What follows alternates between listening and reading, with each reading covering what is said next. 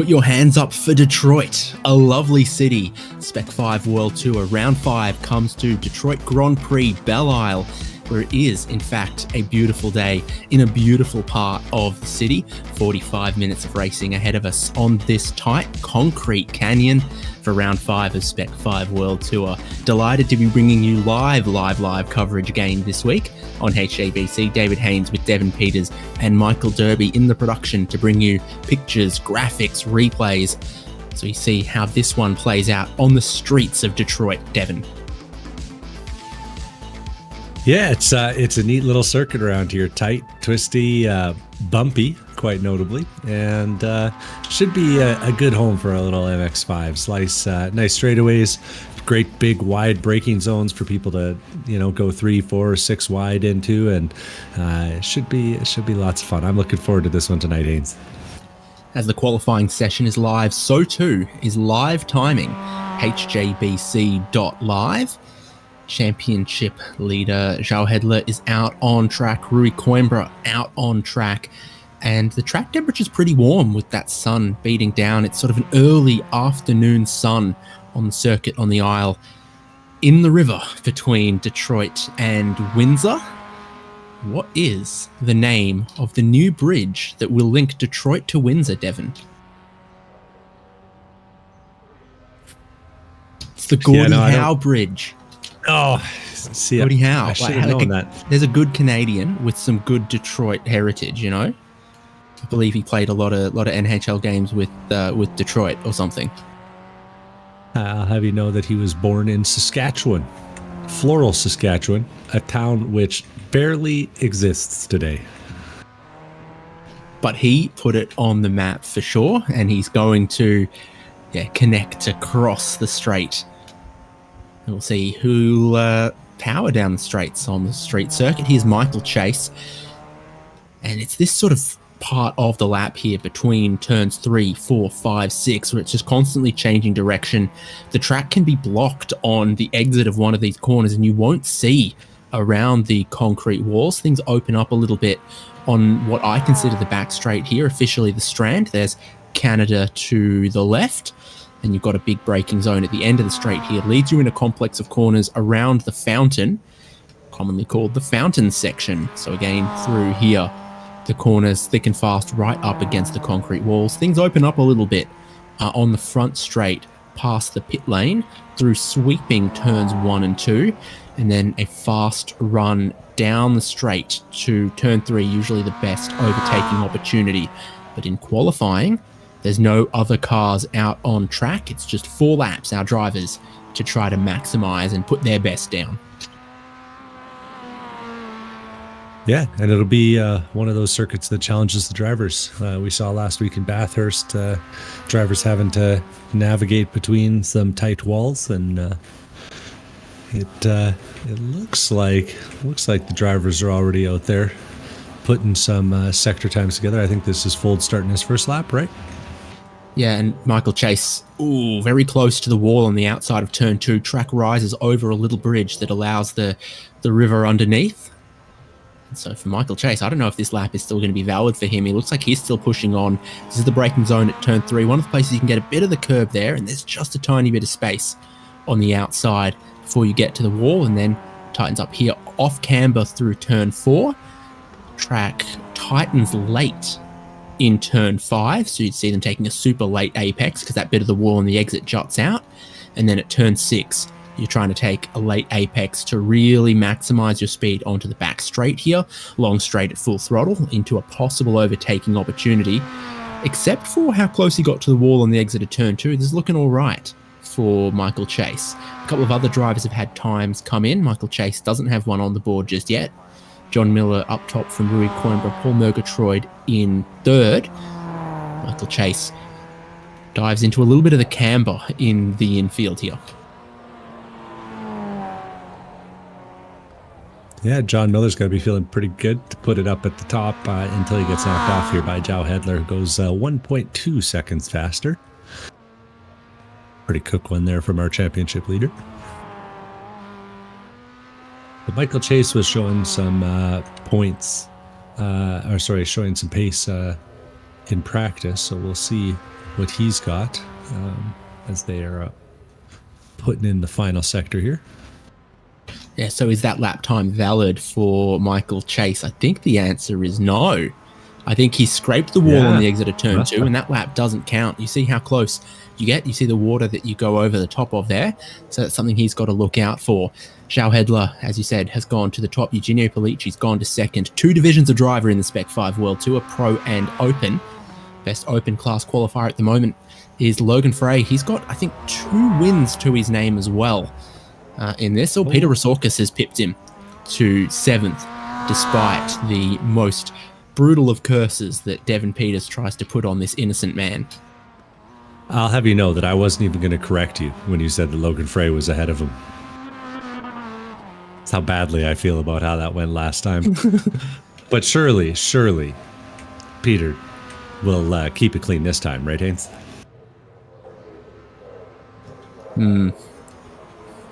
I don't know about you, Devin. Sometimes I worry, but that's a great another lap there from Peter Resorkis. It's shot him up to the 4th outright, so he's clearly done a little bit of his practice around here. He's within 1 second of the pole time, currently still held by João Hedler, who I think has just done a cool down lap and is going to try to push for another one. So this is the current pole sitter. Just completed a lap that was no improvement, that might have just let him back it off a little bit to take a flying run at this, what I think will be his 3rd flying lap, and it's purple through turns 1 and 2. He's getting exactly to where he wants to place the car to brake and turn into turn 3. Just little bits of the curb lets you open up the corner, but you don't want to get too unsettled across those curbs. Same's true of turn 4 there, where he just kisses the blue and white curb, but he doesn't throw the car up onto it and pitch it into a slide. Good rotation through here. And for João Hedler, this is a continual improvement. I think he's found his confidence. He knows he's got a good lap time already in the bag. It's caution to the wind to try to improve it yet further on this one. And he just looks so in his element. Purple sector, and a 10th off is best in the next one. But looking real quick through those first 2 for sure. Tiny bit of understeer there at the end of the strand as he turned into the fountain section, but I think he gathered it up. Again, always capable to pull something out of the bag in the final few corners of the lap as well. Switch of direction into that tight right-hander. Then it's 2 flowing corners that link together into one.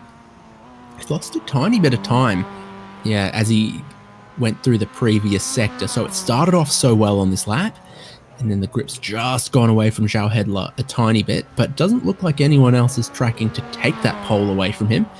John Miller improves his 2nd place time, but doesn't take João Hedler from the pole. And João falls just a tiny bit short of improvement on that lap. Miller in 2nd, Michael Chase up into 3rd. Handful of drivers with no time completed yet, like Michael Folds, Ismail Ublel, David Tamira, Bobby Paul, Jake DeGrand. Here's Chase, improving on his personal best. Here's Coates, improving on his. Coates goes to 3rd. Chase goes to 4th. Chase goes to 3rd now. Hot track out there today, must be said. It's only 67 Fahrenheit in the air, but almost 90 on the asphalt, or on the concrete around here. And got to think that might have been a contributing factor into João's cool down lap. I've seen him do that at a couple other races already this season. So you see the sun on the racing surface has that track surface temperature up a fair bit higher than the air temperature. A bit of wind blowing from the southeast. So it's a fine Windsor breeze, I think, coming over Detroit. To be honest, I'm not sure which would smell worse. Well, Fiat Supercars was at Sydney Motorsport Park last weekend, and that racetrack is situated in between a chocolate biscuit factory and a landfill. So when the wind blows one way, it smells like chocolate biscuits. When the wind blows the other way, it smells like garbage. It's one or the other out there, and it really just depends on the wind direction. I was pretty sure you were going to say chocolate biscuits for both options, to be fair, but either way. João Hedler did complete an improved lap on his 4th, so it's extended his advantage up top. A 142.736 was the lap that he just completed. Felici was pushing on for his fourth lap, but we're just seeing him parked now because he managed to wreck it on his way through turn 3. Got it sliding and fish-tailed into a wall. Michael Chase's qualifying is done. Do I need to tell you that? He's just completed 4 laps. He's done pretty quick lap around here compared to some other tracks. It was about 2 minutes 30 for a lap around Bathurst a week ago. Pole now is a 1 minute 42. So they get around here a little bit quicker. 45 minutes will give us a few more laps as well. It's Geordie Fike in the pit lane. You see there's a little bit of a kink in the pit lane as well. Pit lane speed is 40 miles an hour here at Detroit Grand Prix Belle Isle. And there are 24 pit stalls. So I think the pole sitter is going to have to share, but most people won't have to. Very few cars left out on track. Most have completed their 4 qualifying laps. And so a few that are left include Lee Martin, Kyle Genske, Jake DeGrand. Lee Martin's just hit the pit lane after finishing his session, and Otis is hitting the lane as well. And Mike Oswald's here. Okay, comes back to a late apex through the left-hander to open up what's otherwise an incredibly tight right-hander. A couple of tenths of a second have gotten away from him on this lap so far, though. He needs to improve on a 144.2 to move up from 10th. He knows how wide that car is. He couldn't have gotten much closer on the exit. Do think that if you're on your 4th lap, it looks like that one was invalidated though beforehand. I do think that if you're on your final lap, you cut the corner coming to the start-finish line just to try and get a little extra. Yeah, I think Mike Oswald pitted, and what we just saw was an outlap from the pit stop, and now this is a flying lap. Whether it's valid or not, we'll wait and see. Here's the onboard through turn 4. Reminds me a little bit of Tower Turn at Sebring, to be honest, because there's a little bit of camber on the inside. Then it's an anti-cambered corner that's next. Track opens up wide, tightens late, so you take that late apex through here, and you're just thinking, I got to not hit the concrete when I get to throttle underneath the pure Michigan Bridge and go along the strand here. Second longest straight, second highest speeds is along here. I've just seen 2 more cars binning it coming off the 3. I have a feeling that that might be a trouble spot for our competitors today. Just getting loose on the exit there. Tidy enough so far from Oswald. Tracking to sort of match or maybe slightly improve. Curved braking zone, and then the change of direction makes that challenging, and it's bumpy too. It's bumpy all the way down here. Boats out to the left, but that's not where Mike Oswald's going to be looking as you try to make a double apex of this corner, float your speed all the way through. And then the final corner, quote unquote, is hardly a corner because it's flat out in almost all conditions. Oswald's currently 10th, moves up to 8th, so that was good. Found just a couple of tenths and moves himself onto the 4th row of the grid. He's still just behind the best open class qualifier, Peter Rasorkis. So I think they are going to be sharing row number 4, Rasorkis and Oswald. Yeah, a little bit of cushion between Rasorkis and Martin, who's 11th. That's our second place overall in open. And then Rob Conahan and Kyle Genske and Logan Frey will be back-to-back, 14th, 15th, and 16th, it looks like. And Michael Coates' qualifying is done, but he carries on with just a minute left in this session before we proceed to a 40.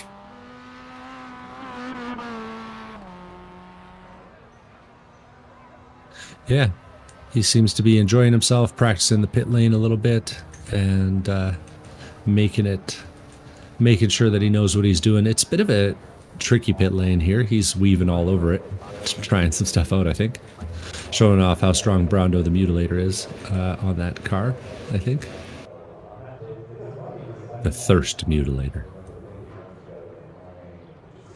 Braundo's like riding a pony, which doesn't sound very extreme until you find out that the pony is 300 feet tall and covered in chainsaws. One Brondo-sized pony, or 300 goose-sized Brondos. I've got to find a script for this. Anyway, that's qualifying done. It sets our grid. Track position could be pretty important on a street circuit like Detroit Grand Prix Belle Isle, so João Hedler will be very pleased with the effort that he put in that gives him pole, and not only that, by quite some margin as well, a 142.7 compared to a 143.4 for second place. Really strong qualifying time from João Hedler suggests that he might have a lot of pace and confidence in his back pocket. Next row is Michael Chase and Michael Coates, Mitchell Peake and Eugenio Pollicci. Great qualifying from Peter Resorkis from the open class there. And then Mike Oswalt, Todd Martin and Geordie Fike. Next open class driver is Lee Martin in 11th there. We've got Rui Coimbra, Otis Adams Jr., Rob Conahan, Kyle Genske, Logan Frey, Paul Murgatroyd, Brian Jabelski, Sean Hayes, Mark Kruger in 20th. Last drivers with qualifying times were Bobby Paul and Jake DeGrond, because we did not see Michael Folds, Ismail Ublal or David Tamira out on track in qualifying. So again, 45 minutes. Everyone starting with the same amount of fuel is going to give us a required pit stop. But fuel consumption around this street circuit might be a little bit lower than it is at places like Daytona or Road America. There's one of many fountains on the island, as well as the conservatory and the other things. Beautiful place. I've been here in summer. I haven't been here in winter. I assume in winter it's horrible. Yeah, certainly gets its fair share of cold and more than its fair share of snow, I'd say.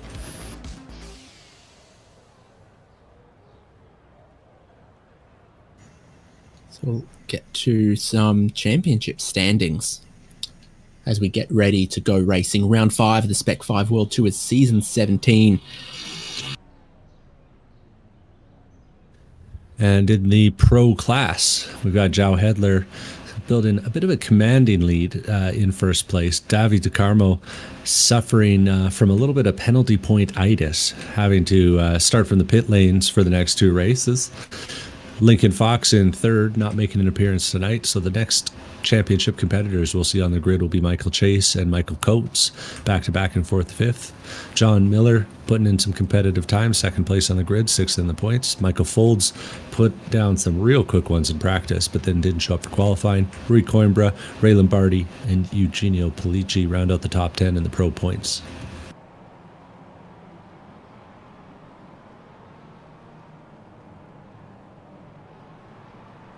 On the open side of things, Lee Martin has managed to combine a couple good races to stay ahead of Logan Frey. But Logan Frey made up some serious grounds with that finish at Bathurst last week, and the two of them are putting some distance between themselves and Kyle Genske, both in the points and on the track. I take that back. Logan Frey and Kyle Genske are starting right beside each other today. Daniel Artuso, Travis Ewart round out the top 5, and then Mark Kruger, Peter Rozakis, Josh Olson, Jake DeGrand, and Bobby Paul are the rest of the top 10. Peter Rozakis doing his best to overcome my constant cursing of his finishes. We'll see if he's able to do it this time around. And then in Mr. Clean, Brian Jabelski is up top there, having across 4 races scored just 3 incident points. So he's had a couple of clean races, I think. Lee Martin on 9, João Hedler on 14. That's a good sign for the pro class championship leader, that he's also been one of the cleaner drivers, with Logan Frey, Todd Martin, Lincoln Fox, Sean Hayes, Daniel Artuso, Mike Oswald, and John Miller completing that. I think you get 20 if you miss a race. So it's also a show up to every race and drive clean kind of award. So worth recognizing. Yeah, absolutely. Brian Shabelski, really impressive to have 3 races with 0 incident points. It's got to be said.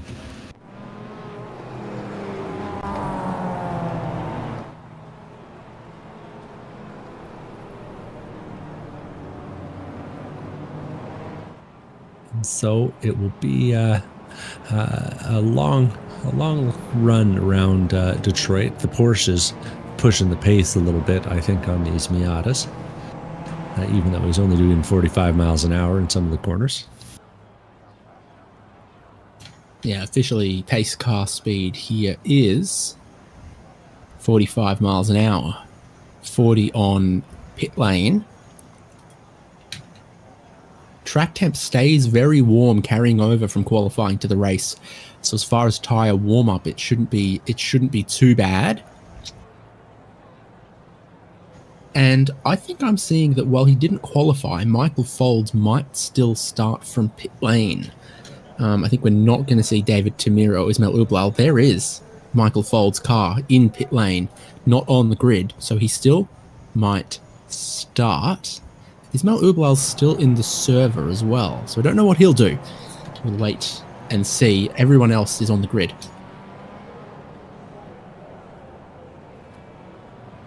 Yeah. I don't see a penalty for Folds. Just doing some mental math. Oh, you know what? He had a start from the pit lane penalty issued. So that, so that's what that is. But with a 42.5 in qualifying, he's definitely got the pace to make up a lot of ground. I think if you've got to start from pit lane penalty, you're not meant to qualify. So we'll see. Pace car is in, the green flag is waving, and João Hedler is going to take them towards turn 1 at Detroit Belle Isle Grand Prix. Pretty even start all throughout. John Miller drops in. So first and second go single file. They remain too wide through the rest of the field. It can be a real squeeze point over that little crest on the exit of turn 2, feeding onto the back straight here. John Miller stays close to João Hedler, the race leader, and then just pulls out of the slipstream a little bit. I think the slipstream will be just strong enough that Miller might be able to stay with Hedler around this circuit. 3 wide, further back. Todd Martin, Peter Resorkis climb over the curbs. Yeah, they were stacking up a little bit, but everyone was paying lots of attention, making sure there's no contact on the first lap. Open class leaders Resorkis, but Rob Conahan's gained a couple of spots to get just behind him right now. Things are tight through turn 5, through turn 6. We remain side by side underneath the Pure Michigan Bridge. As it's Otis Adams just getting his nose in front of Logan Frey. Lee Martin and Kyle Genty have both got really good momentum onto the back straight here as well. Genty on the racing line, but Lee Martin with the inside is the place to be. Oh, no, there's a pile-up. Oh. Yeah, Logan that's collected Frey, 5 cars. He's gone into the concrete. He's bounced into the next car, and then half of the field at the tail here have immense damage as Genski managed to sneak through without too much. Otis Adams also apologising for his mistake, and he's part of that. Let's take a look. So, Frey and Adams. Adams in front gets in too hot, bounces out of the wall into Frey, and then Lee Martin, oh no, he's probably not going to be leading Mr. Clean now, drives T-boning into Logan Frey. Oh, that's a tough spot to be in. Not much to do when it's on the exit of the corner like that. You're just hoping the corner workers are quick enough to get the flags out. 1 lap completed, and João Hedler has a 1.3 second lead over John Miller, now under some pressure from Michael Coates, who got ahead of Michael Chase on the race start. So Coates goes from 4th on the grid into 3rd, now pressuring for 2nd, with your leader's immense pace around this street circuit plainly on show. It's all about this pack for 2nd place at the moment. Mitchell Peake, Eugenio Polici, Mike Oswald gaining 1 spot and staying on the tail of this pack too. You know, I watched the replay back one more time. You know who managed to woe themselves up and completely avoid that incident? Tell me. Brian Shabelski. He's not going to take an incident point. He's got 3 clean races, and he was showing why as he took significant evasive action with his braking foot. was well executed. Crazy that you can do that. See a wreck ahead of you and slow down. Bizarre stuff that we're seeing in Spec-5 World Tour, but apparently it's working for Brian Chabelski. Michael Coates looked down the inside of John Miller on the back straight, couldn't complete the move. John Miller remains ahead, and now Michael Coates has had a couple of bounces off the concrete walls in a few places, like turn 7, like just there.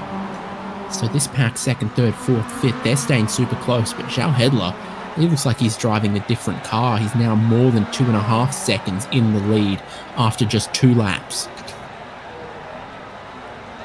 Yeah, that's what a ridiculous amount of precision will get you around a place like this.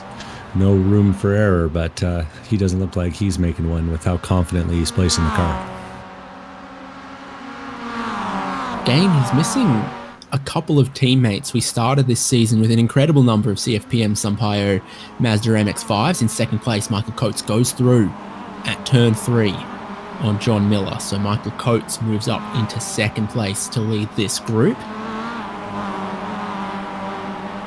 They must have realized that they were going to have to race against Zhao if they wanted to have a shot at the championship. Yes. So, Zhao Hedler, the only Club Brazil driver.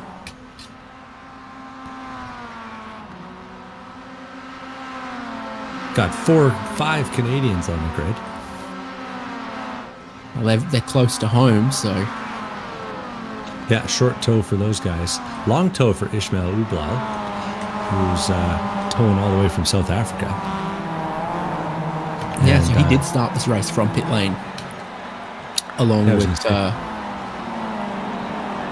Michael Foltz. Yes.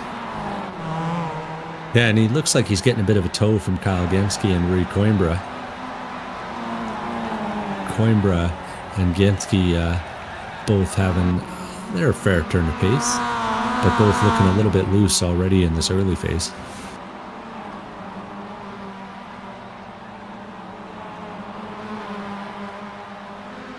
So the groups are the Michael Coates-led group for 2nd, the Mike Oswald-led group for 7th, as he's dropped back towards Geordie Fike.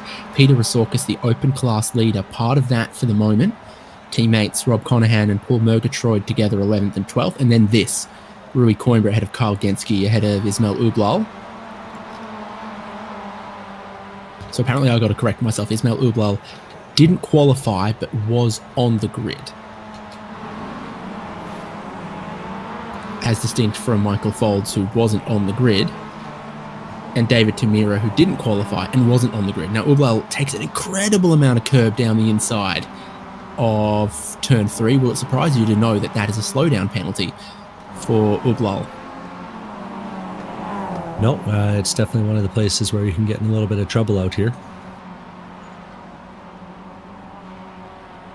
But he hasn't given up the slowdown penalty, and he tried to have a dive at Kyle Genske in the next corner.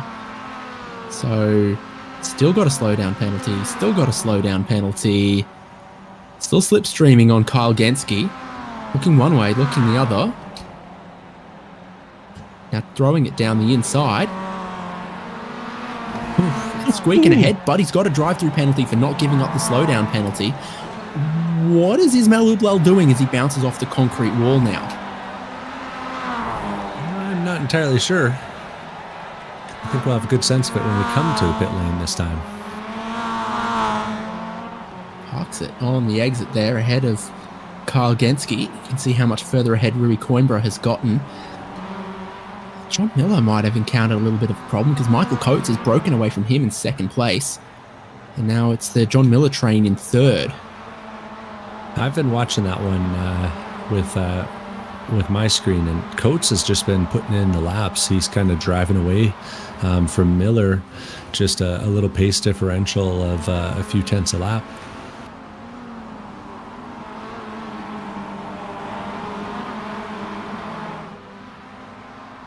And you can kind of get into that rhythm around a street circuit like this and just find that little extra bit. And I think Coates is seeing Zhao just driving off into the distance and really wishing he could do the same. I think his mirror was inside the wall that time. Bobby Paul has had to tow, so there's one of your Canadians, Devon. Yeah, he got caught out in a new place. Turn 12, it looks like. Nope, turn 7, where we saw that accident on lap 1. Made almost the same mistake. You see him hit the tire barrier, and on that occasion bounce off into the inside wall.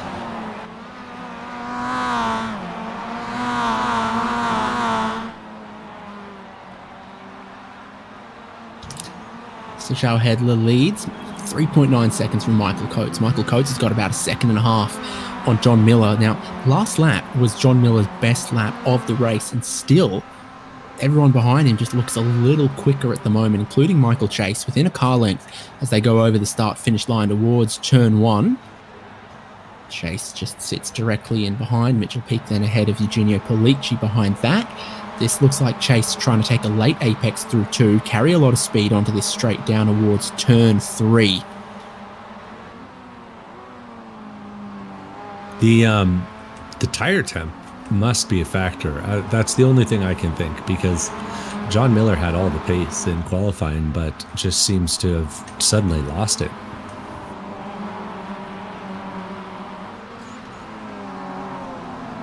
Nearly 6-7 tenths back now of where he qualified. Oh, and touches the wall on the exit there. Does get a clip of the wall through turn 5. I wonder if there's some steering damage there for John Miller as they come onto the straight after turn 6. He seems to have picked it up a little bit though, still a little closer to Michael Coates than before. I think Mitchell Peak's gotten even closer as Michael Chase has been close but unable to pass. Curved braking zones in a few places here are challenging with the concrete walls so close.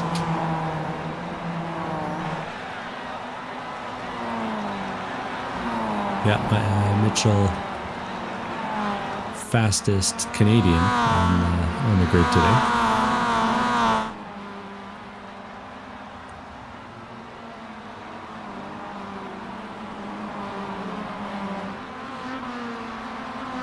Who's our fastest Australian today, Haynes?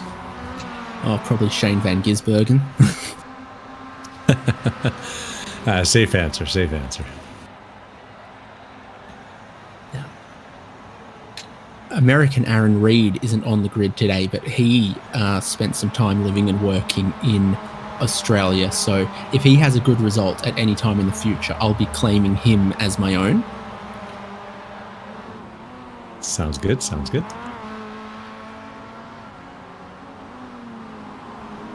So you see on the timing column left of screen, the open class battle at the moment. There's a couple of cars in between Peter Rasorkas and Rob Conahan, but the one advantage Rob Conahan's got right now is he's behind his teammate, who's a pro class driver. So if Paul Murgatroyd is going to drive well, he might bring Rob Conahan with him, and Rob Conahan might ride this magic carpet up towards the lead battle of open class. Last lap for Rasorkas, 44.5, 44.9. from Rob Conahan though. So it looks like Rasorkas, at least last lap, extended his advantage a tiny bit. But for Rob Conahan, I don't think this is a bad place to be. Paul Murgatroyd just in front. Rui Coimbra though catching the both of them. Yeah, Rui Coimbra, the beneficiary of the Ismail Genski battle that was occurring there for a bit. Speaking of, Michael Folds is looking to make it a Michael Folds-Kyle Genski battle, as he's been closing down on Kyle over the last few laps. Last time by nearly 2 seconds faster than Genski. And Genski decides that's not my race and gets out of the way. Kyle Genski's seen enough today. he'll just drop out of that one. Running in the These third. pro class drivers are crazy. running in the third of his class at the moment as well. Not too bad.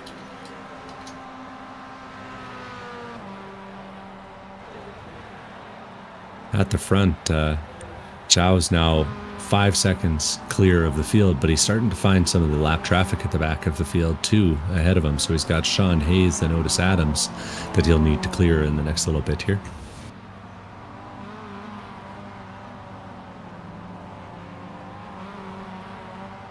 Hayes and Adams both had decent turns of pace in qualifying.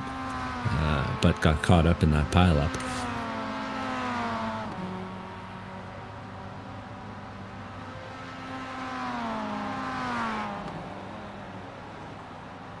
Yeah, so some traffic for the race leader, as we're not too far away from, I think, what would ordinarily be the pit window. There's a few cars that have already stopped because of their damage that are probably going to have to stop again because they were too early to make it. Sean Hayes pulls all the way out of the way. And Joe Hedler maintains his race leading advantage of over 5 seconds. Yeah, someone read the race briefing about the blue flags. Extra important around here.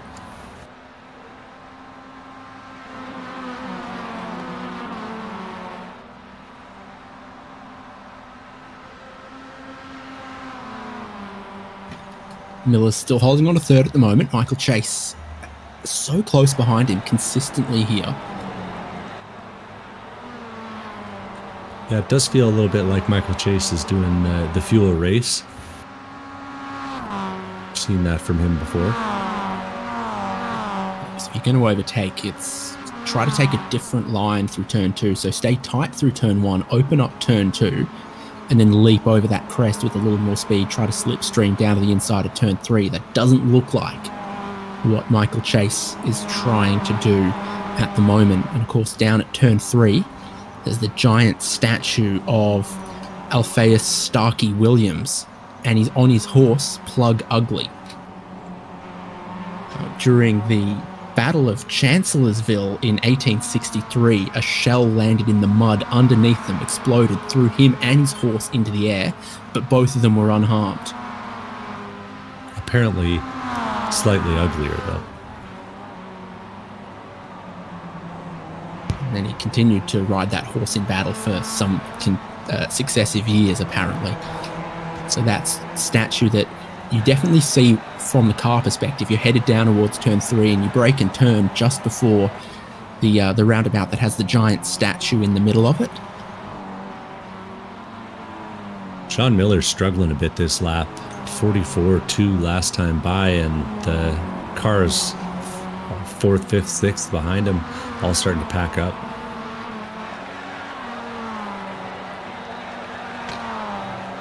Heading for pit entry? No, just staying out of the way. John Miller, Michael Chase, Mitchell Peak, Eugenio Pollicci all stream past. Yeah, Jake DeGrand keeping his eyes up in that mirror.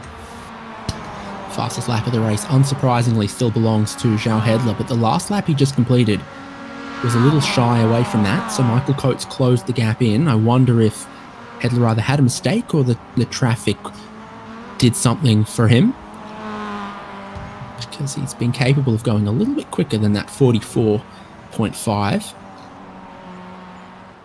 He did have to overtake Jake DeGrand at turn 7. Yeah, and I think a little bit of evasive action, but I don't think it was 2 seconds worth.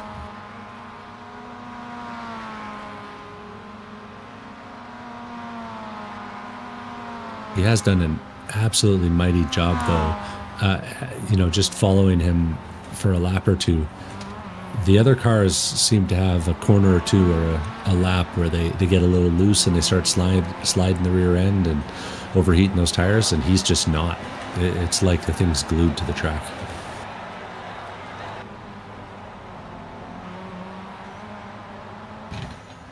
The challenge with a circuit like this is you see how many places the apex or the track out point is a concrete wall. So for one qualifying lap, you can say, all right, let's get half an inch away from the concrete wall. But in a race like this, you're thinking, gee, do I maybe have to leave 6 inches? Do I got to leave a foot to the concrete wall?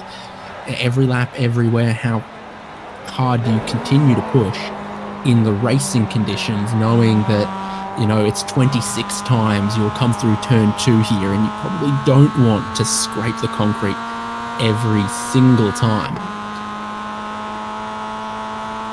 So after being glued nose to tail last time by, first for 3rd through 6th place, John Miller and Michael Chase suddenly have a few car lengths back, but Michael Chase is maybe starting to make a move here, definitely thinking about it. Oh, they pile up. Mitchell Peak makes contact with the rear end of Michael Chase.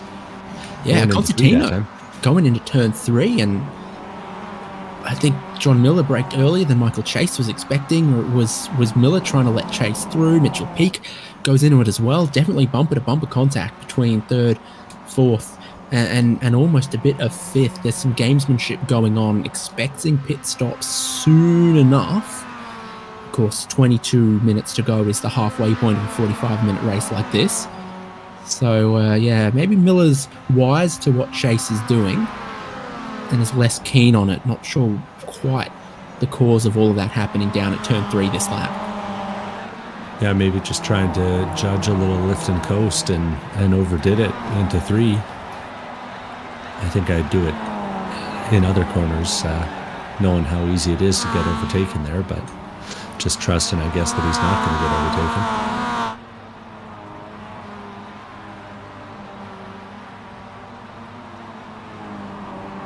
So the field spread goes 5 seconds from the leader to second, 5 seconds from second to third, but here's third, fourth, fifth, sixth, all flying out of the corner and onto the front straight. Mike Oswalt and Geordie Fike have dropped Peter Resorkis. Peter Resorkis has just gone behind Todd Martin as well. Yeah, he's hitting the pit lane. Yeah. And that's our open class leader. Yeah, Resorkis is pitting from the open class lead. Yeah, and did notice that he was slipping and sliding around a little bit, so maybe deciding earlier tires are better than later ones. Certainly got the gap. Oh no, he's overshot his pit stall there. That's cost 4 or 5 seconds because he went past, stopped, held still, then had to get reverse gear and go backwards. And he is going to go for left side tyres, but this will be a slightly expensive pit stop. Rob Conahan and Brian Zabelski, I believe, are also in the lane. Conahan was sort of Resorkis' biggest rival for open class before this as well. So Resorkis is going to get out of the lane ahead of Conahan. Yeah, the other points racer, Logan Frey, disconnected earlier after that incident that left his car wounded. And Genski got caught up in that as well. So hard living. Lee Martin comes out of the pit lane just ahead of Rob Conahan. Of course, Lee's still going to have to make a pit stop. He was also involved in that wreck.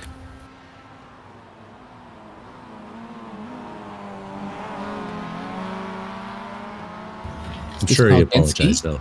Yeah, Kyle Genski, the lead of open class for a sec, ahead of Mark Kruger. Because they are going to need to stop. Peter Resorkis has cleared his stop. Rob Conahan's cleared his stop. Lee Martin still needs another. Michael Chase and Mitchell Peak pit from the pro class. So we're still before the halfway point. With this track temperature, they must think that getting fresh left side tyres on is going to be an advantage. Otherwise, you'd run a lot deeper into the pit window. But if you think tyres are an advantage, you want to get them on early. Ultimate theory. And there we go.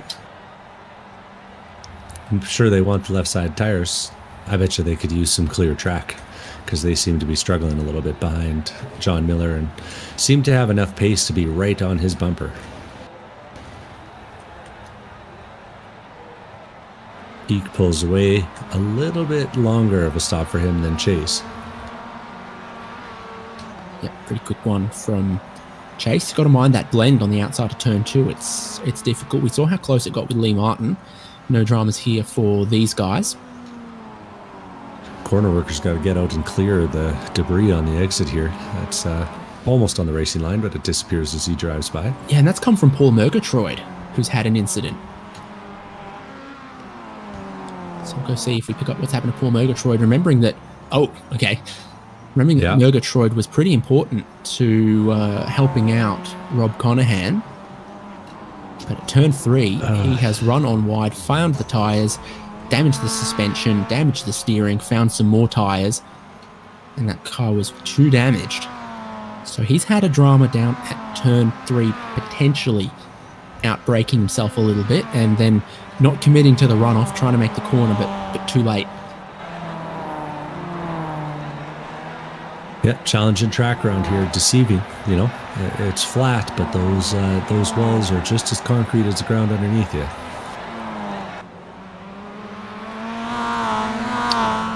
So you've got the top 11 cars that haven't stopped, including race leader Zhao Hedler. Best running car that has stopped is Michael Chase in 12th. It's now almost 3 seconds ahead of Mitchell Peak. Peter Resorkis, Lee Martin, Rob Conahan, open class drivers have all stopped. And no one with Mark Kruger. I was just say no one with a clean out lap yet after pitting that I can see. Lee Martin's just put in one at 45.7, but I'm curious to see what the pro class guys will do after a clean one. It's definitely getting the sense that Zhao Hedler has backed his pace off a little bit once he had about a 5-second race lead. His lap times have gone from sort of 142, 143s to sort of mid 144s, which is the same pace or a little bit quicker than everyone else. Might be reaching the peak of the tyres, but what he did to just drive away from the rest of the field in the first 3 or 4 laps, that really sets up how you can run the rest of the race. And you can see it from the apexes of the corner. He comes through and that thing is just planted, and then Otis is keeping up with him almost, but the car is drifting in every corner, and so just heating those tires and having a hard time keeping him underneath him. Paul Murgatroyd's going to pull out of the pit lane after that tow and rejoin, but he'll be a lap down. There's Oswald on the racing line, giving some space on the exit. It's going to compromise his speed down towards turn 3. Todd Martin at speed pulls out of the tow to put the lap on and dives deep down the inside towards turn 3, getting close to Mike Oswald, but it was just in an attempt to clear the lap down car before turning into turn 3. I was going to say Murgatroyd might have been having flashbacks watching someone else get in there real deep on the brakes.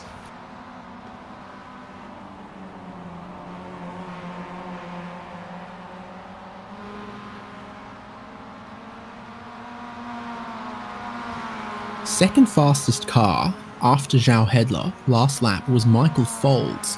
So with a few of those drivers pitting in front of him, he's got the clean track to try to overcut a few of the cars that have already pitted.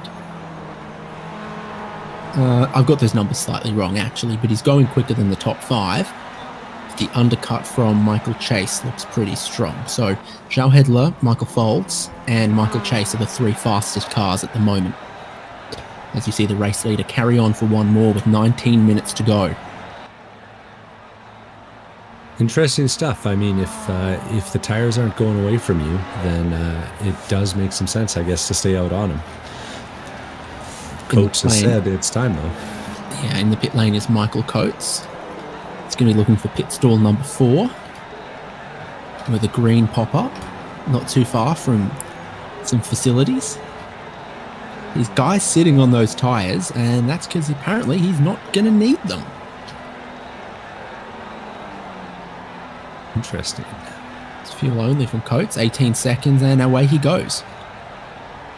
Todd Martin's in, Carl Genski's in, so I think this lap, the next, maybe the next, is when we're going to see everyone who hasn't stopped need to pit again. The exception is going to be those who pitted sort of lap 1, lap 2, who will then need to pit again, 2 laps later than now.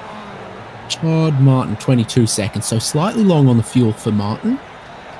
Of the Todd kind, not to be confused with Lee Martin.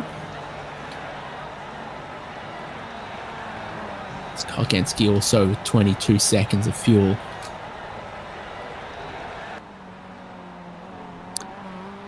Todd Martin, Canadian. Lee Martin, Californian. Couldn't go on the record and say that that's an unlikely brotherhood.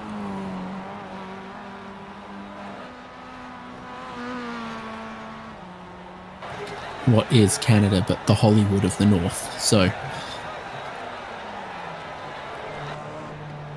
race leaders in. Zhao Hedler is making his pit stop, having run 16 laps, and with 10 laps to go, he comes in. running 40 miles an hour down the pit lane. He qualified on pole, so he'll have the pit stall all the way at the exit, next to the pace car. John Miller's in, Eugenio Polici's in, Mike Oswald's in. If Rui Coimbra comes in, then we've got the whole field. Sure enough. There's John Miller. Just as the tyres are done for Hedler and he pulls away, Miller overshoots. Now, that means he could get jumped in this stop by Eugenio Polici. Both of them could get jumped by everyone who stopped 3 or 4 laps ago. So Mitchell Peake and... Mitchell Peake's kind of one of the drivers to watch, as well as Michael Chase, because I think... Yeah, here's Peake at speed. Going to blend pretty close to them. And with the stop from everyone, it's João Hedler from Michael Coates, from Michael Chase, from Eugenio Polici. John Miller's dropped from 3rd to 6th. He's been significantly undercut by drivers like Michael Chase and Eugenio Polici. Yeah, it's not a race where you're going to get away with having the old hot tires, though, I think. I'm curious to see how Mitchell Peake does in, I'll call it 12, 13 minutes.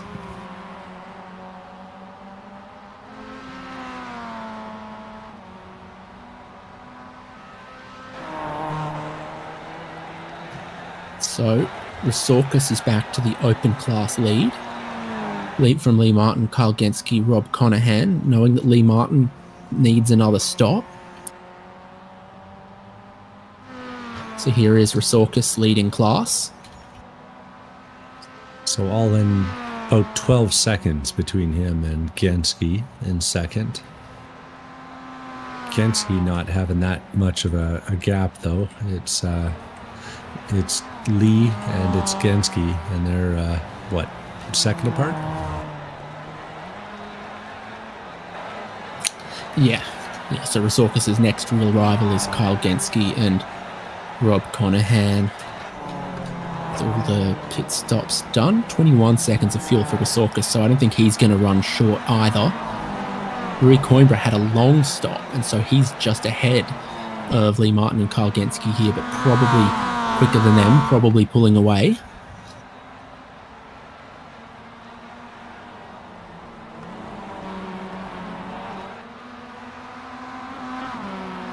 Yeah, Lee's trying to make it work, but he's going to take his stop, and Genske's going to drive right by. We crossed 2/3 of the race complete and 1/3 to go. And with almost everyone's stops done. Oh, Lee had to take a stop already because of the lap 1 incident? Yes, because he just splashed a bit of fuel on lap 1 and now has to make, with the repairs, and now has to make his actual and proper stop. So Genske goes to second in class, Rob Conahan goes to third in class, Mark Kruger up to fourth in class.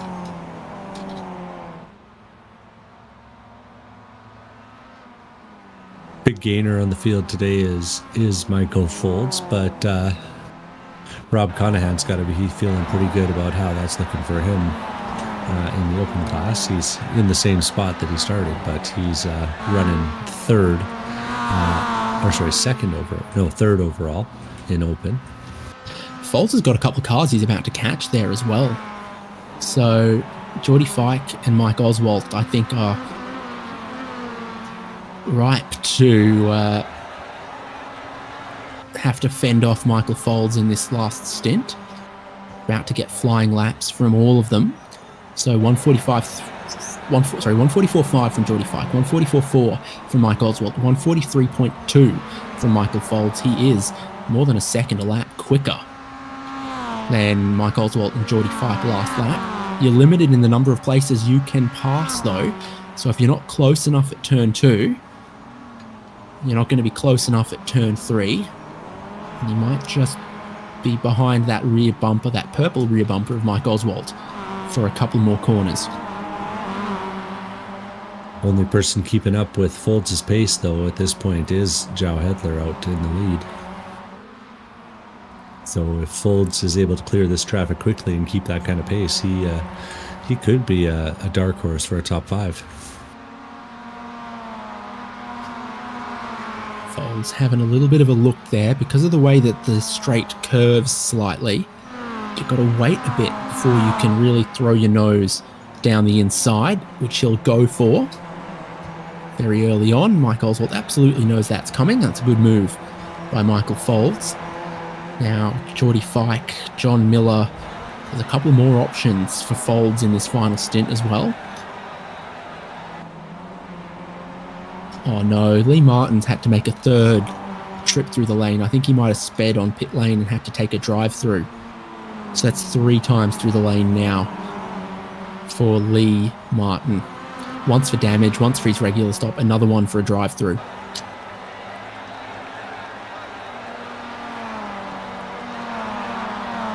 Geordie Fike's about to be under pressure from Mike Folds here. Folds is closing the ground up through 1 and through 2. And if it goes to expectations, you got to think he's looking at turn 3's apex. Think so. Oh, a little ways back. Oh, he's trying about it. Oh, that might be... Slow down. No, he's good. He was close. I was looking. I was checking. But, yeah, just a millimetre, half an inch away from it being a course cut. But it was fair and legal. He just wasn't close enough off turn 2 is the problem. But he seems to do well. Some other people struggle. Oof. He's overcommitted to turn 6. Turn 5, he had a scrape, and turn 6, he had a smack, and he's going to have a little bit of a run coming from behind him. Mike Oswald decides to push rather than pass, but yeah, sight lines get a little bit tricky when you're following that close, and the walls are just as close. But a bit of a surprise to me, all of them are catching John Miller. So even Geordie Fike, sort of looking in his mirrors a little bit at the pace that Michael Folds got, he's still catching John Miller. Fike's quicker than Miller. Folds is quicker than Fike. Mike Oswald seems to be able to hang on here. So this is all closing up. Sean Hayes back there is a lap down from the dramas that he has encountered. So does Folds need to pass Fike before they get to Miller, or can Folds wait? I think Folds can take him either way. Miller didn't take tires at the stop, and it's kind of showing in his lap times. He's kind of stuck around that 45 and just doesn't seem to have much left. Good line through turn 2 from Michael Folds, really close to Geordie Fike. Now he's close enough to look down the inside, and Fike says, "You're not going to T-bone me if you're going to be that ambitious into turn 3, and he lets Folds go. Once Folds was most of the way alongside and clearly going for the dive down the inside at 3. So Michael Folds goes up into 7th place. Now he will probably catch John Miller by the end of this lap at the pace they've been going. Yeah, Miller's trying to push a little bit harder, I'd say. Oh, and another touch there on the exit for Folds. That one didn't look as consequential as the last one, but...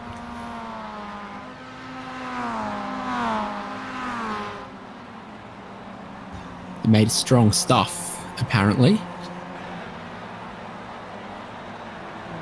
Scrape of the wall here, scrape of the wall there. Not sure how many mirrors are going to be left by the end of the race.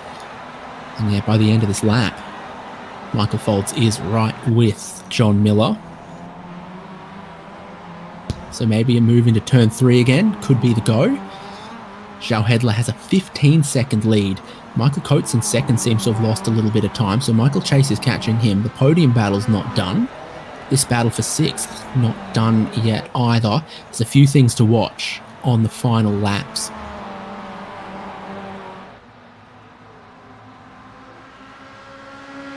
Yeah, this little battle here. Coates from Chase, and that's Otis Adams lapping behind, a lap down. But doing his best to keep up.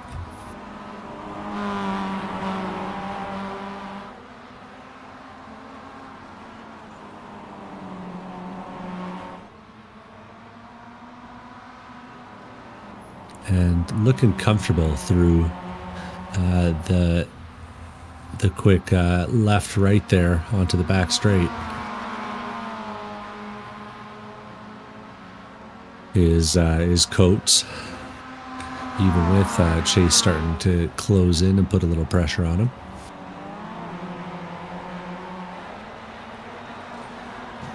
Otis Adams is the lap down driver here, just behind them as well, showing what kind of pace he could have if not for 2 pit stops. While we've looked away, Folds has overtaken John Miller without much of a fight and is now trying to chase down or the next battle pack between Mitchell Peak and Eugenio Polici. That'll be about 4 seconds he'll have to make up, so hard sledding to do in 4 laps, but he might get there.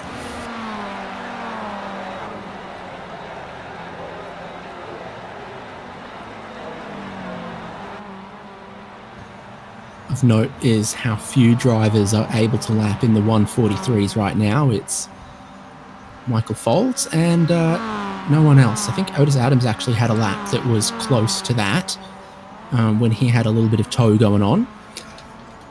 So it's incredible pace at the moment that Michael Folds is able to show, because he's got things to push for. João Hedler is looking at a 15-second race lead and thinking, maybe I don't need to scrape the wall as much as Michael Folds has been doing.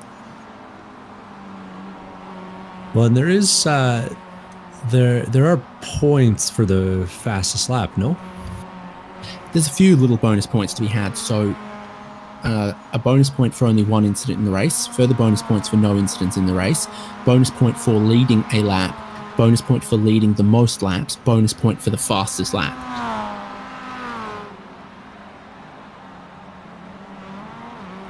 So he might be thinking, hey, I want that. 42.9 is the fastest lap from João, 9.37. Folds has a 42.963. Conditions would seem to indicate that might be off the table, though the track temp is coming down a bit. We've gone from 89 at the start of the race to 83 now.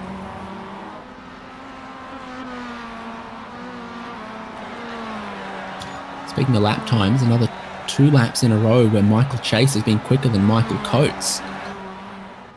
So who's going to finish second? Is that Coates pulling aside already? Yeah, maybe. What's going on here for second and third? Chase drops back in line. Chase is the driver who had the shortest pit stop of all, so I imagine Chase might still need some savings. I could see it, but he was also following for the whole first stint right on the bumper, remember? So he might have a little bit extra in the tank. I think that might have just been some intimidation tactics, you know.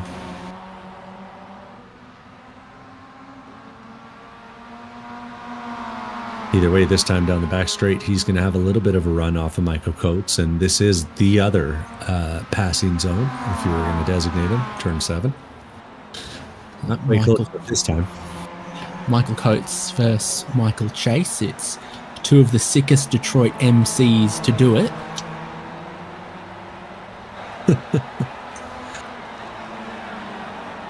Well, and it's a battle for second place, and you know, crazier things have happened. And then what do they do about Otis Adams there as well? If he's flying along, do they have to let him go? Is he going to factor into this? Great run there from Michael Chase, right underneath the rear bumper of Michael Coates and going for the position, so up into second. Michael Chase goes as Michael Coates lets him go and wants him to go. Change to second place in a weird spot in some odd circumstances here with 2 laps to go. So Coates has decided, what is Coates doing? Otis is going to come by. Is Coates saving? He must be really struggling. Yeah, Michael Coates, massive coast. Well, that's what we're going to change his name to. Yeah, I think that's he's miscalculated there. That's oh my gosh, I need another lap, I think, kind of pace. So we'll see how far back that'll go for him. But dramas. Wouldn't be surprised if a few of them might have expected the white flag the lap before, but Zhao Hedler's pace is significant. Look at how much time is on the board. We're lapping 143. No, I don't think it's touch and go on how many laps we get, because it's definitely white flag this time for race leader Zhao Hedler. Always the thing in timed races is you ask yourself, where's the leader and what are they doing? Because that determines the race length for everyone. And it's clearly underneath a minute 40 to go on the clock, so the white flag will be waved this time, and Zhao Hedler will begin the final tour of Detroit Grand Prix Belle Isle Circuit.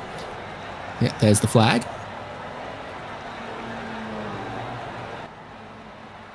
Just curious though, like Coates must have had a slowdown. That's, or sorry, yeah, no, I think it's fuel. Yeah. So Eugenio Pollicci on this final lap could be on Michael Coates. Mitchell Peake could be on. Michael Coates is pitting. Michael Coates is making a stop. He doesn't have enough fuel. So Zhao Hedler leads on the final lap. From Michael Chase, from Eugenio Pollicci, I think he's pretty filthy with himself, unless he's made a mistake on the pit entry. No, that was I am disappointed, and the car is free. Oh, that's Michael Coates is going to be heartbroken. Michael Chase goes through into that second position. Eugenio Pollicci to third. John Miller, Geordie Fike, Mike Oswald still to battle themselves on this final lap. But it's a miracle if anyone stops Zhao Hedler in this new season with new faces in Spec-5 World Tour. David Ducamo won the first race. Zhao Hedler took race 2. Lincoln Fox race 3. Elvis Rankin race 4. Zhao Hedler's on his way to be our first double race winner this season. And I think that was the first slide I've seen from Zhao Hedler this whole race. I don't know if that was a drift or a tire given way, but either way, he's going to nurse it out of the final few turns there. And just like he said, he's going to take it home.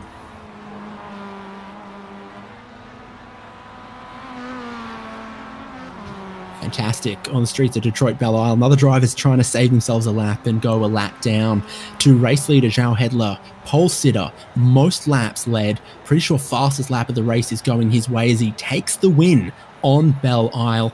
A great race for Zhao Hedler, already the championship leader, will extend it with this performance. On the podium joining him will be Michael Chase, but will it be Eugenio Pollicci or Mitchell Peake in third? Peake's closed in on Pollicci, who hopefully has enough fuel. I think Pollicci will have this, and the Italian will take third. Folds crosses the line in 5th place after the unfortunate short fuel for Coates. John Miller 6th, Geordie Fike 7th, and Mike Oswald crossing the line in 8th. Behind them, Sean Hayes is going to pass the line a lap down, with Todd Martin finishing 9th. And Peter Rozakis is going to cross the line, coming back from the curse to take the open class victory. And, doing it in style. Kyle Genske coming to the line behind Roy Coimbra. Kyle Genske going to finish in 12th overall, second in class, and Rob Conahan coming to the line as well in 13th place. That'll be Conahan's best finish of the season. It's only his 3rd race so far. Mark Kruger crosses the line in 4th in open class. Brian Shabelski in 15th overall is the final finisher on the lead lap. And Shabelski, from dodging the wrecks on lap 1, I wonder, was that another clean one, Haynes? From my end, it was. For Shabelski. We'll see. That'll have to come out post-race when they tally up all of the points. I can't see it in the server to know precisely. So there's a look at those results. We kind of tallied them as they went across the line, but iRacing has completed the scoring, giving race win to Zhao Hedler, Michael Chase in 2nd, Eugenio Pollicci 3rd, then Mitchell Peake, Michael Folds, John Miller, Geordie Fike, Mike Oswald, Todd Martin, Peter Resorkis finishing 10th. It was 18 positions gained, I believe, for Michael Folds. Then you have Rui Coimbra, Carl Genski, Rob Conahan, Mark Kruger, Brian Sabelski, Lee Martin, Paul Murgatroyd, Otis Adams Jr., Sean Hayes, and Michael Coates. Who was last on the lead lap? The answer is Brian Sabelski, because Martin, Murgatroyd, Adams were lapped down. So was Jake DeGrand 5 laps down, and then retirements. Ismail Ublal, Bobby Paul, Logan Frey, David Tamira didn't start the race. And that's bringing us to an end of round 5 from Detroit Grand Prix Belle Island Spec-5 World Tour. Let's see who can chat with us. I have English to Portuguese ready, by the way. So we'll see. You need to say that part in Portuguese so that he knows. Yeah, don't worry. I can type quickly, but we'll see if we can go to the open class winner first, I reckon. So, Devin, let's see if you've got Peter Resorkis. No, apparently you don't. Let's see. Peter Resorkis, are you there? I'm here. Can you hear me? We can. Devin has an apology for you. I was going to say, after 1 week and 2 days in our time, you've quickly turned things around and made good on the promise that you showed at Bathurst. Yes, well, that Bathurst was a blast too, and I got to tell you, my pit crew did a great job tonight. I only lost 10 seconds this time in the pit, and I only missed my pit box by about 10 feet and had to reverse to get back to it. So. Yeah, we saw that happen in real time on the broadcast, and we were worried for you. But I mean, Haynes was worried. I knew that you had a plenty of gap. Looked like you had really good pace out there. Is Belle a track that you spent some time at? I practiced this week. I showed up on Tuesday in the basement and hid from my wife for an hour or so, and that helped. It's a tricky track out there, isn't it? It's great. Yeah, but you know what? I think so. I installed motion on my rig like maybe 3 or 4 months ago, and now the bumpy tracks are actually a little bit easier because you could feel when you're going to lose a little control from the bumps. So it's kind of cool. So a little bit of a competitive advantage there from Peter. Everyone says it's a disadvantage, but it's more fun. I think it's both. Well, good stuff and a great race from you tonight. Congratulations on the win. Thank you. See you guys next week. Cheers. Put Peter Resorkis, open class winner, back where we found him. I don't think Jean Hedler wants to say hello to us in any language, unfortunately. So how about second place? Let's get second place finisher Michael Chase. How did you see that one playing out? Coates sort of trying to pull aside, like he'd miscalculated his fuel. We thought your stop was pretty short and sharp. Yeah, I surprised at the result, and even more surprised at Hedler's pace. That was just unbelievable up front. So congrats to him. Too bad you're not able to have a chat with him, but yeah, short stop. I actually had to save a little bit in the second part of the race as well, but came out pretty close. I was surprised to see Coates. That was a bummer for him, but I guess it worked out for me. We saw, a couple of passes take place. The slipstream still, exists down towards turn 3, but did it seem that track position was pretty key? Yeah, I think I definitely had one of my personal bests out here for qualifying, so that helped a lot. And then it's just about trying to hang on. I honestly, as far as racing here or making any moves, I really have no experience with it. So my plan was to just not make a mess of it and stay in line. So yeah, it is a really difficult track, but fun. And this point in the season, I mean, it feels like the season was brand new, and now we've completed round 5. What's your goals? What have you enjoyed most? Well, our grids have been filled out so well. even in some of these tracks maybe aren't as popular. So I assume we'll get back to the 30 and 40 car grids as we get going into the schedule here more. But the competition has just been such a challenge. So it has been really enjoyable to try to measure against the best, and just loving that part of it here with Spec-5. Well, congratulations to you on this podium, and best of luck the remainder of the season. We look forward to keeping an eye on it. Thank you very much. Congrats to the winners. Congrats to Joao and Peter. See you next time out. Speaking of, do we have the schedule for this season? Yep, Detroit Grand Prix at Belle Isle completed. Circuit of the Americas coming up. I think that's a break between now and then, isn't it? Phoenix Raceway, Brazil's Autodromo Jose Carlos Pache for race 8, Circuit de Barcelona, Catalunya, Autodromo Internacional de Mugello, Mid-Ohio Sports Car Course, Canadian Tire Motorsports Park, and WeatherTech Raceway Laguna Seca still to come in this 13-round season. We will actually very briefly hear from our race winner, na sua língua, João Hedler. Boa noite, pessoal, tudo bem? I'm sorry for my English, I don't speak English, mas se falar em português, eu queria agradecer aí a todos, agradecer o pessoal da Spec-5, foi uma corrida muito boa, agradecer o meu time, agradecer a todos vocês. É uma pista muito difícil, foi uma corrida muito difícil para mim, mas foi muito legal.